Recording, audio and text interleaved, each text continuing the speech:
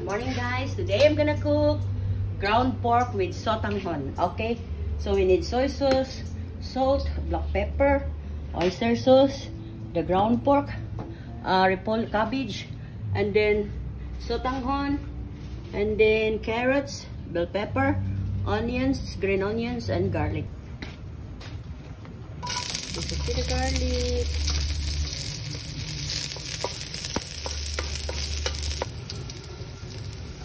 And then the onions.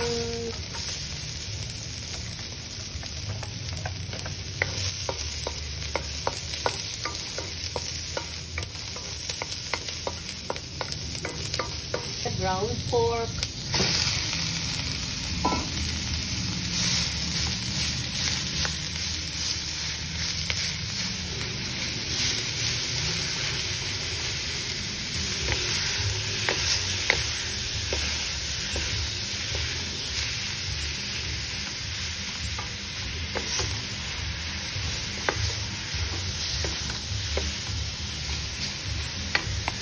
Soy sauce,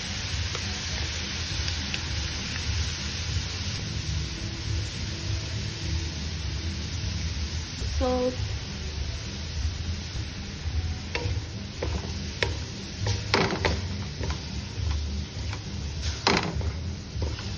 and then we're gonna add a little water, guys. This meat, we're gonna add a little water first. Add more soy sauce.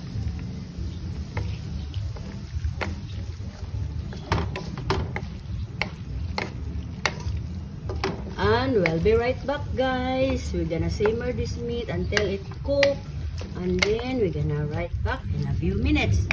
Okay. Cover the ground pork. It's cooked already. The ground pork. This one, guys, the bell pepper and the carrots.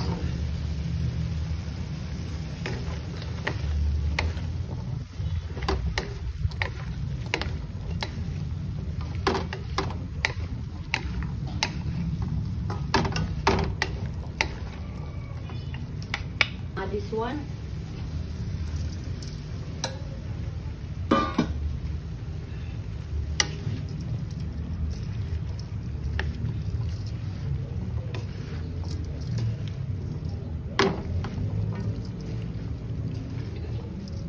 and then, guys, okay.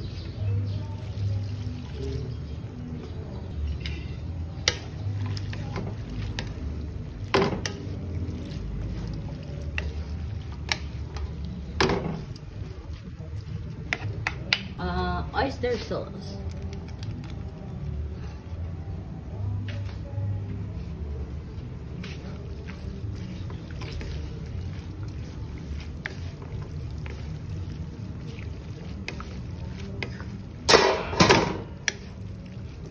Okay, guys, and then we're gonna simmer this one for how many minutes, and we'll be right back. And okay, so it's cooked, so we're gonna add the repolyo, guys.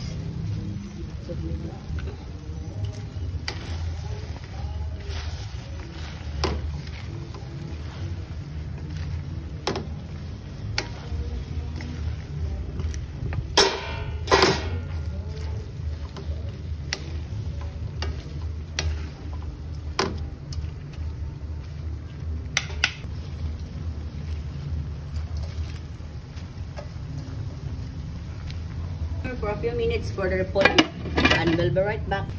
It's cooked already, guys. Our ground pork with sotanghon. It's super yummy, guys. Look at that one, guys. It's super yummy. Okay, guys. So that's our ground pork with sotanghon. It's super yummy. Tasting time.